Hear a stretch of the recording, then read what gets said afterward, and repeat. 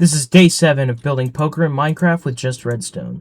In the last episode, we made this system. After testing it, I realized that this system won't work. Instead, I scrapped that system and replaced it with this. This has the same white circuit that divides it into 5 of a kind, 4 of a kind, 3 of a kind, pairs, and high cards. It then goes into this orange circuit. For most of the sections, like 5 of a kind, 4 of a kind, and 3 of a kind, these are just a bunch of OR gates stacked together. What that means is that whenever any of these lights are lit up, the output light will also light up. It doesn't matter how many of these lamps are on. As long as one is on, the output lamp will light up. This other orange circuit is a bunch of stacked XOR gates together. This means that if one input is on, the light will turn on. If any more than one are turned on, the output light will turn off. We use the information from these lines to determine what type of hand it is. All of these lines go into a big decoder that will determine what type of hand it is, starting from a high card, a pair, a 2 pair, a 3 of a kind, a full house, a 4 of a kind, and a 5 of a kind. These lines then feed into a bunch of XOR gates. These XOR gates can determine a winner. If both players have the same type of hand, in this case 5 of a kind, the signal strength will be 15 throughout this entire line, and it'll cause both of these gray lines to turn on. However, if just I have the highest hand, there's only a signal strength of 1 that comes across here. This comparator will then cancel out that signal, turning off this line but keeping this one on. And if the AI player has the higher hand, then the signal strength is 0 over here, turning off both of these lines. We then fed these directly into the decoder over here